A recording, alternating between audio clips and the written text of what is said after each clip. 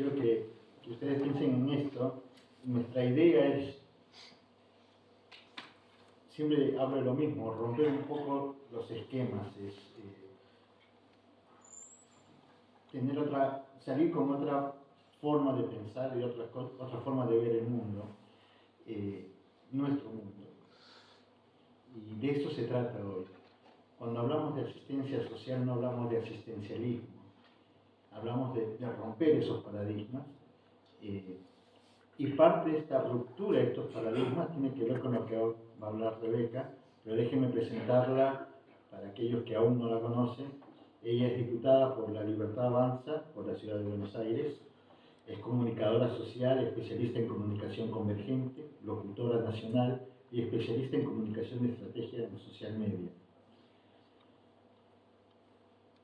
Como les decía, no podemos cambiar la política si no cambiamos los paradigmas.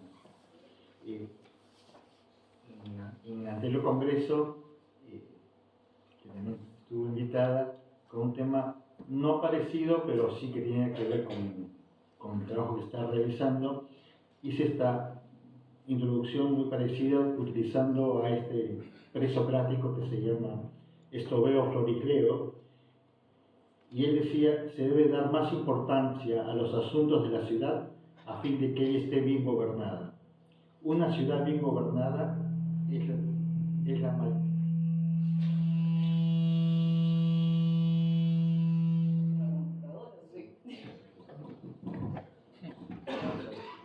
Ahora vamos a ver. Hola.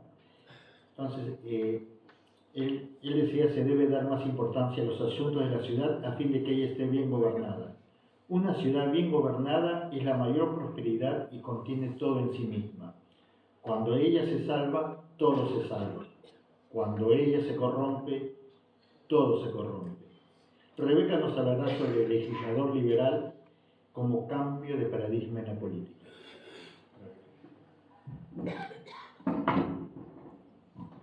espero que lo acople.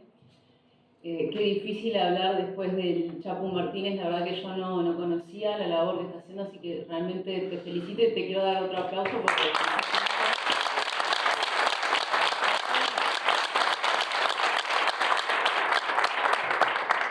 Uno piensa que a veces no se puede lograr el progreso que ha logrado el Chapu Martínez, ¿no?, sin la asistencia del Estado. Entonces, qué importante es poder ver un caso concreto que ha podido realizar tanto con el esfuerzo propio, sin tener que depender de la asistencia del Estado, sin tener que depender de un plan social. Y eso es muy importante. Yo soy un poco llorona, intenté no llorar cuando estaba ahí abajo escuchándote, porque lo que vos contás con tu familia, yo lo vi con mis padres. Mis padres tuvieron épocas de pobreza en las cuales salieron adelante por mérito, por esfuerzo y por trabajo. Entonces yo me crié en ese tipo de familia que sabe lo que es pasar necesidad, también con familiares, con los hermanos de papá. Mi abuela tuvo 14 hijos en su época, así que imagínate. La verdad que la pobreza que hay en Argentina siempre se vivió. Entonces también está bueno poder ver que se puede progresar sin depender de un plan social, y es excelente y te felicito por el trabajo que haces. Bueno, vamos al tema. Como dijo Juan Carlos, te agradezco otra vez la invitación. Me invitó el año pasado.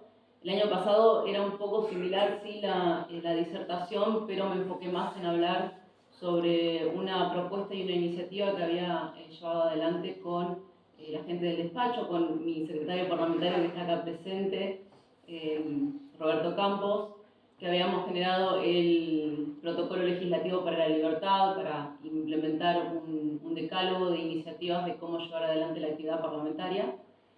Pero no les voy a hablar de eso, sino que voy a adentrarme más un poco en el tema del asistencialismo social, y qué importante es poder hablar de este tema desde el liberalismo, porque cuando hablamos de la asistencia social, nosotros como liberales estamos en contra de la asistencia social que provee el Estado. ¿Qué es lo que hace el Estado cada vez que te provee asistencia social? Genera dependencia a través de los planes sociales. Chapo Martínez lo decía, hay gente que por ahí no quiere trabajar, pero es porque hay una generación, 2 o 3, que se han acostumbrado a vivir de planes sociales. Entonces nosotros no podemos pretender que la Argentina cambie y crezca económicamente si los ciudadanos no nos comprometemos realmente, primero a cambiar la realidad de nuestro país, que es un desastre la crisis económica que tenemos actualmente.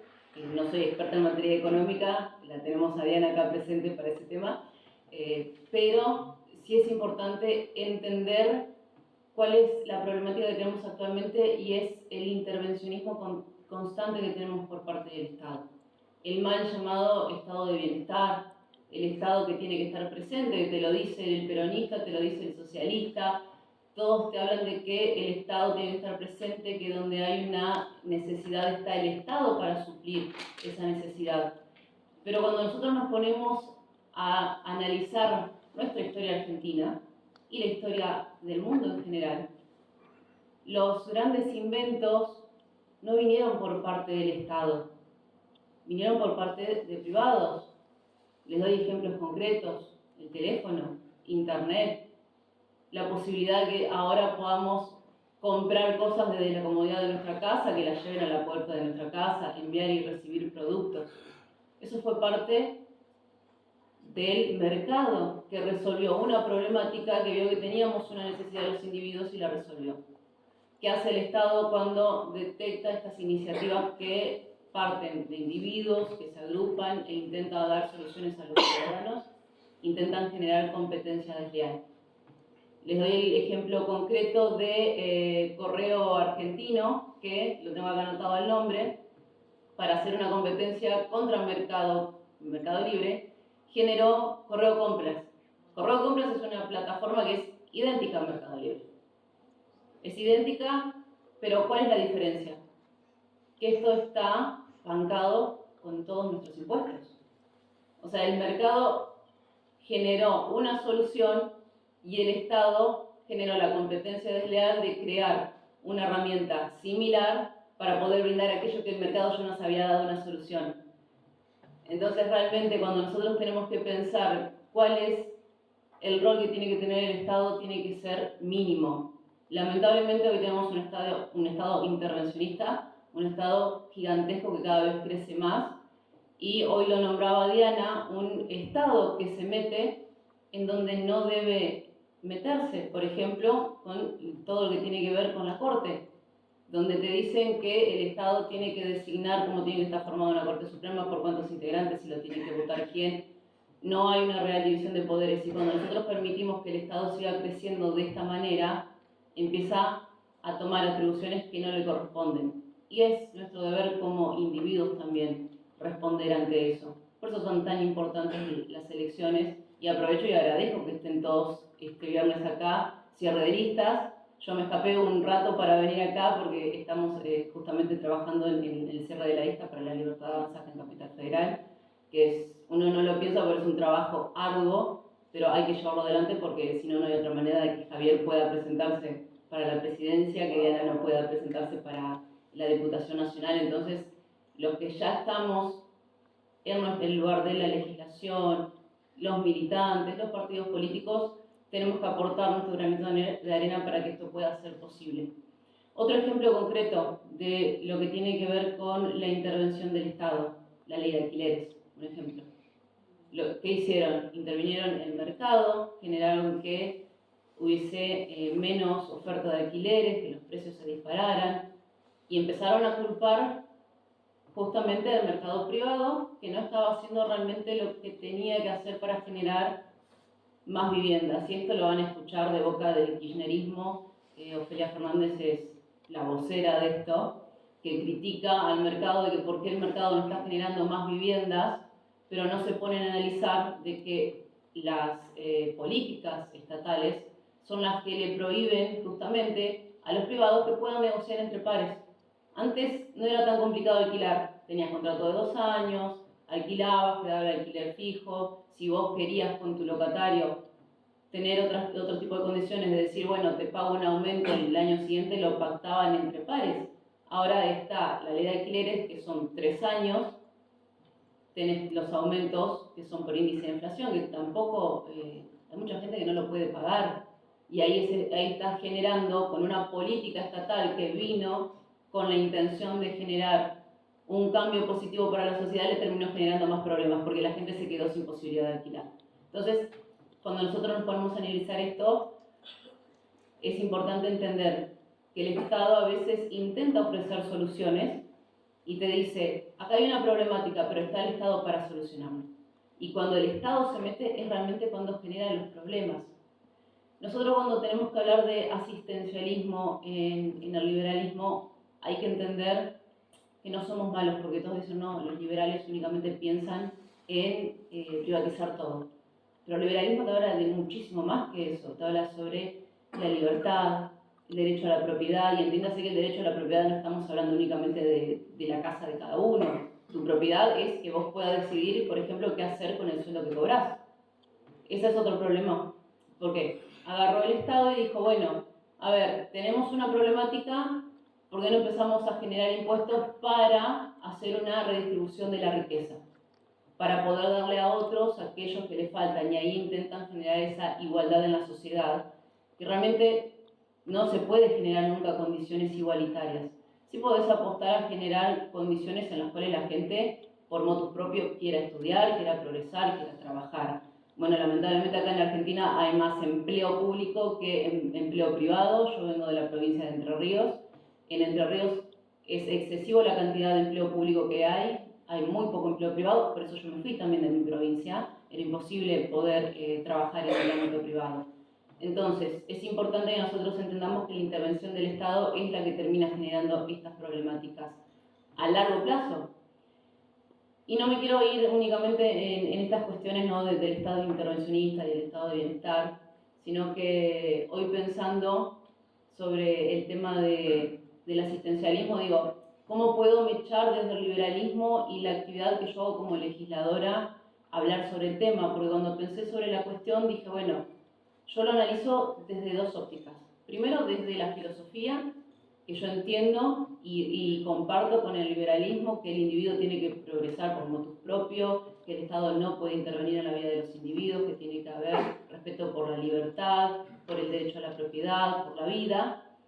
Pero eso es desde el ámbito de las ideas. Y el gran desafío le va a tocar a Diana, le ha tocado a Javier, le va a tocar a muchos nuevos legisladores y diputados que asuman, es tratar de pensar cómo aplicar nuestras ideas en el aparato estatal, porque hoy a nosotros nos toca ser liberales y estar en funciones públicas. Entonces es muy importante entender qué podemos aportar para no agigantar el Estado enorme que ya tenemos, pero qué es lo que podemos hacer desde nuestras ideas.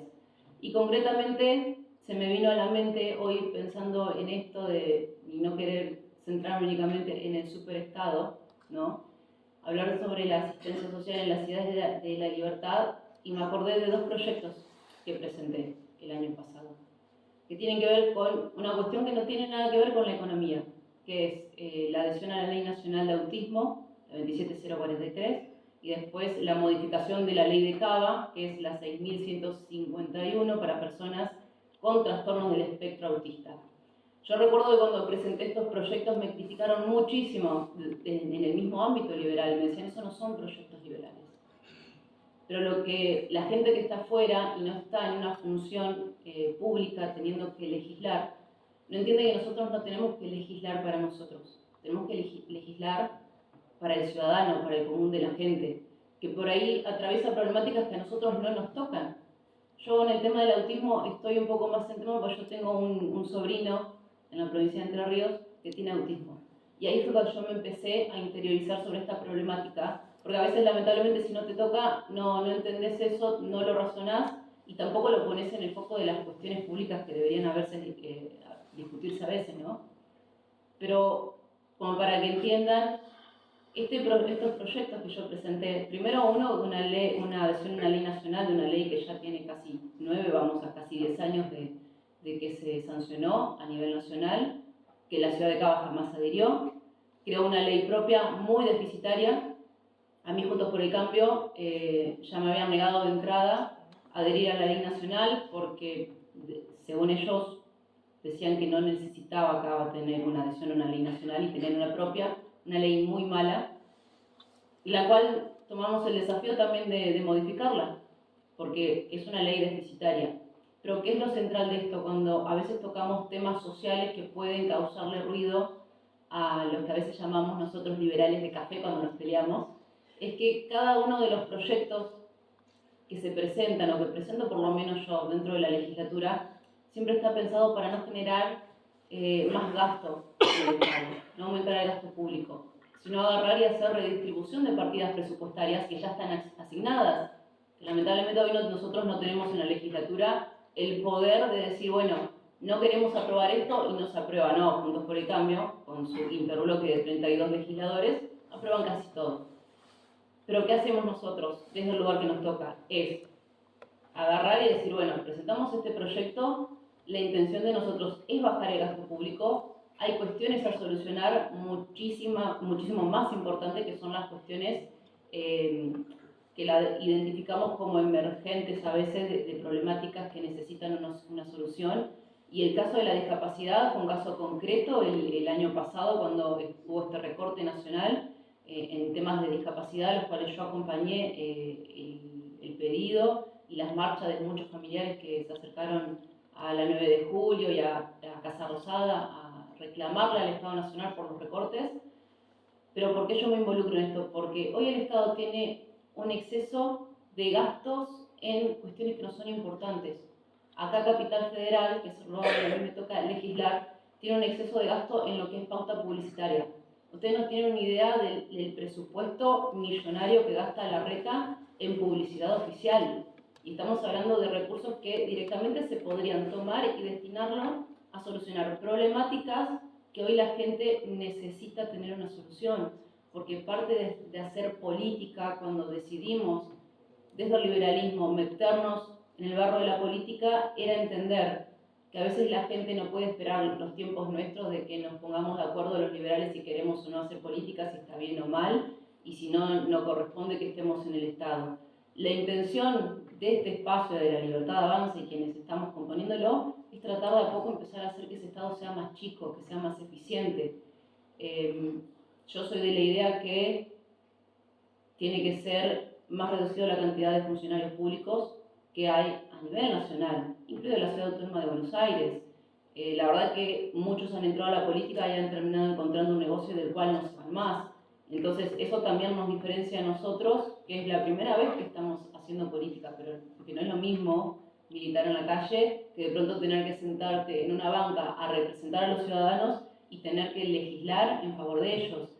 Entonces, sí tenemos que tener en cuenta estas cuestiones y los invito también a pensar y ver también los proyectos que presentamos siempre desde la Libertad Avanza, que los lean con detenimiento porque siempre van a encontrar en ellos una fundamentación muy clara sobre qué es lo que proponemos, cómo proponemos llevarlo a cabo. De hecho, lo hicimos en la última sesión con el proyecto que estaba para reducir ingresos brutos, que el oficialismo presentó un proyecto que reducía cargas tributarias en ingresos brutos en algunas cuestiones como pesca, minería, y lo hacía de manera muy acotada, bajaba una alícuota del 1%, del 2%, del 3%, y también se metía con las cuestiones del Banco Central, llevando algunas alícuotas un poco más bajas, algunas a cero. Pero todo esto es lo que yo les digo, una trampa del marketing político que implementa Juntos por el Cambio. Porque todo esto iba a entrar en funcionamiento una vez que la ciudad reciba los fondos de nación. O sea, bueno, podés legislar una ley en condición de recibir otro dinero. ¿Cuál fue la propuesta que hicimos nosotros desde mi despacho? Que lo señalo a Roberto Campos porque la propuesta inicial fue de él de decir, bueno, estamos trabajando esta cuestión, el oficialismo va a presentar sus proyectos, ¿por qué no presentamos algo superador? ¿Por qué no buscamos directamente eliminar todos los ingresos brutos? No lo van a aprobar, es un trabajo también que uno se mata porque son horas de investigación, de escritura, también de fundamentación. Nuestros proyectos están todos fundamentados en autores liberales, en la Constitución Nacional, en la Constitución de la Ciudad. Nunca van a encontrar un proyecto, por lo menos de mi despacho, yo hablo por mí, que no esté fundamentado específicamente en cada punto que nosotros proponemos. Y proponíamos específicamente cómo llevar a cabo esto. cómo poder ofrecerle al ciudadano, por lo menos este año, que no pagar ingresos brutos, sacando todas las partidas presupuestarias de publicidad del gobierno de la ciudad. Claramente sépanlo que esto no se logró porque estamos tocando el bolsillo del oficialismo y de la reta. Lamentablemente uno a veces quisiera hacer más y no se puede, sobre todo con estas cuestiones, ¿no? Tanto el oficialismo de la ciudad, que es Juntos por el Cambio, como también el kirchnerismo, siempre te dicen no, porque el Estado está para solucionar. El Estado está para solucionar ciertas cuestiones mínimas, a veces jurídicas y nada más, pero cuando nosotros le damos el poder al Estado de que pueda legislar en cualquier materia y que pueda poner una ley para decirte cómo estacionar una moto que vos sabés que la vas a estacionar de forma diagonal, ahí ya estamos cayendo en la estupidez, si me permiten la palabra, de empezar a legislar cosas que son de uso y costumbre.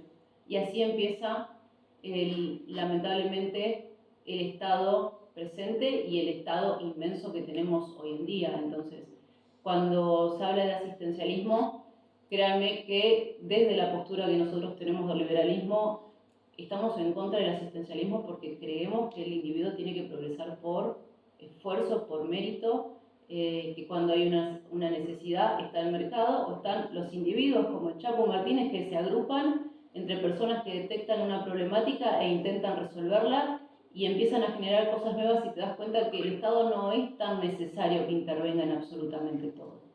Así que, bueno, no sé si me quedé sin tiempo, voy cerrando. Así que...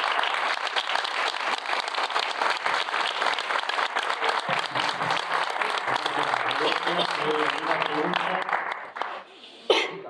Quiero hacer una consulta. En este momento hay como demasiadas leyes dando vuelta en la ciudad autónoma de Buenos Aires.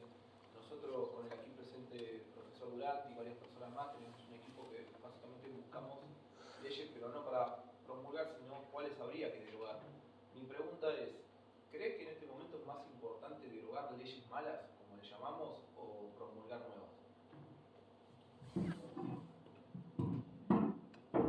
Sí, mira, ese fue el primer desafío que tuvimos nosotros cuando llegamos en diciembre del 21 y el 22, empezar a trabajar en derogación de leyes, porque está lo que nosotros llamamos el exceso o inflación legislativa que hay hoy, que te regulan absolutamente todo. Entonces sí es un trabajo importante para hacer, porque no nos sirve a nosotros tampoco proponer nuevos proyectos de ley para atacar determinadas problemáticas si sabemos que hay una inflación legislativa con cosas que son totalmente obsoletas que no le sirven al ciudadano común. Eso es un trabajo importante, sí es algo que intentamos hacer, pero créeme que cada vez que nosotros proponemos la derogación de una ley, no lo podemos lograr por la cantidad de legisladores que somos 5. De hecho, propusimos la derogación del sistema de Rutramur y Rutrami, que es el que se le aplica a los a las personas, que hacen delivery. Propusimos la derogación de esa ley que después la quisieron implementar en provincia de Buenos Aires, porque acá se implementó en plena pandemia, entonces ya habíamos llegado tarde, no estábamos todavía nosotros en ese momento como para impedir que se implementara esa ley, pero sí propusimos la derogación, así como se propuso también la eliminación, que presentamos el proyecto de la eliminación de la BTV, o sea, de la verificación técnica vehicular obligatoria. Presentamos un proyecto para que sea optativa, ofreciéndole incentivos fiscales a los ciudadanos. Por ejemplo, vos si decidís hacer la verificación técnica vehicular de manera voluntaria, tenés una exención en el pago de patente, por ejemplo. Pero vos imagínate a nivel que nosotros estamos proponiendo cosas muchísimo más superadoras de lo que te puede proponer el socialismo o el peronismo, pero no se pueden implementar porque ellos se niegan rotundamente a que propuestas que no salgan de su espacio se traten y se voten. Entonces, yo creo que con la elección de este año podemos llegar a hacer un cambio y ya podemos pelear desde otra manera, impulsar proyectos viejos que tenemos.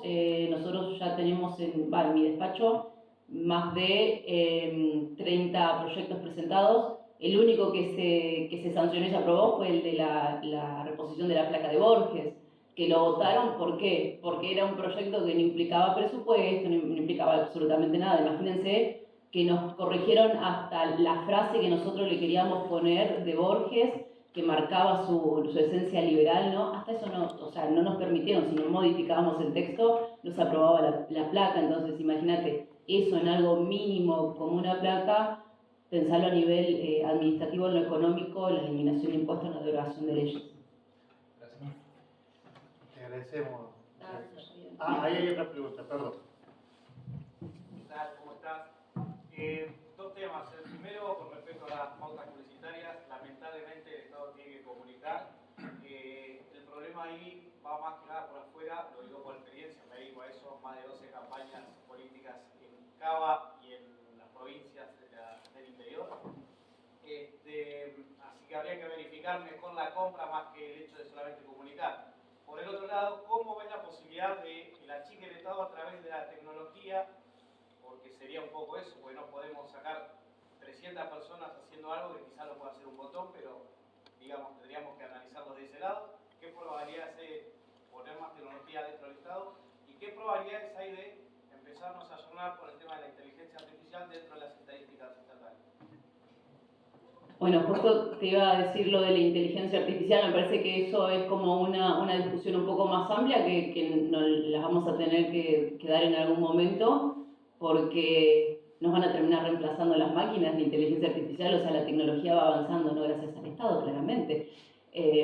Y respecto a lo que me preguntabas del tema de la pauta y de incorporar más tecnología, vos tenés que pensar que todo lo que vos incorpores a nivel estatal, todo eso está pagado con los impuestos del contribuyente. De hecho, hace un par de meses, creo que habrá sido a principio de año, hubo un escándalo por una compra millonaria que hicieron justamente en el gobierno de la ciudad para computadoras. Que cada computadora, yo no sé si al precio del dólar blue estaba era alrededor de casi 5 millones cada computadora o un poco más. Y son cosas que decís, ¿para qué las utilizan? O sea, lo único que tenés que estar haciendo es estar escribiendo, investigando, leyendo, lo puedo hacer yo desde mi casa, y son compras millonarias que obviamente las aprueba el Estado. Entonces, también hay que tener en cuenta eso, cuando uno piensa a nivel de crecimiento, es decir, la sociedad necesita más tecnología, más computadoras, más esto, hay que entender que esos recursos salen del bolsillo del contribuyente, salen de tus impuestos, del que está sentado al lado tuyo, de tu vecino. Me parece que hay que ser un poco más cuidadoso respecto a ese tema, pero lamentablemente no es una discusión que esté dispuesta a dar el oficialismo, porque si vos de última haces algún contrato con alguna empresa privada sería diferente, pero lamentablemente como se maneja, por lo menos acá el gobierno de la ciudad, todas las compras que hace las financia directamente con la plata del contribuyente. Entonces ahí se vuelve muy difícil decir vamos a otorgarle más computadoras a la legislatura, que no las necesita, gente, se los digo. Conozco el Congreso y la verdad que es mucho más linda la legislatura que el Congreso a nivel de funcionamiento, administrativo y de equipamiento.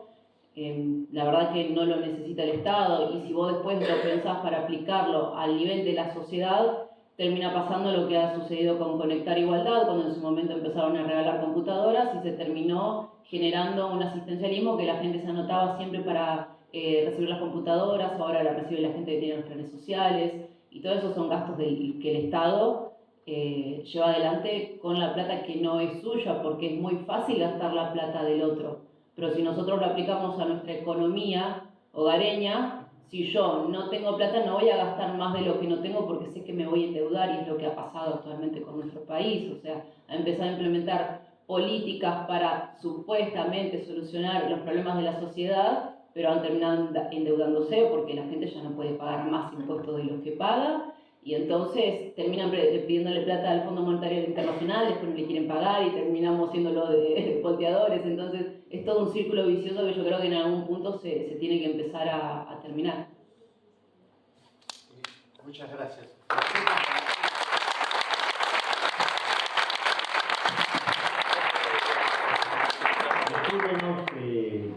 El tiempo nos está ganando, estamos y nos quedan 3 participantes todavía. Eso que no leí lo que escribí. El próximo iba a ser el doctor Rojas, quien nos ha mandado un video.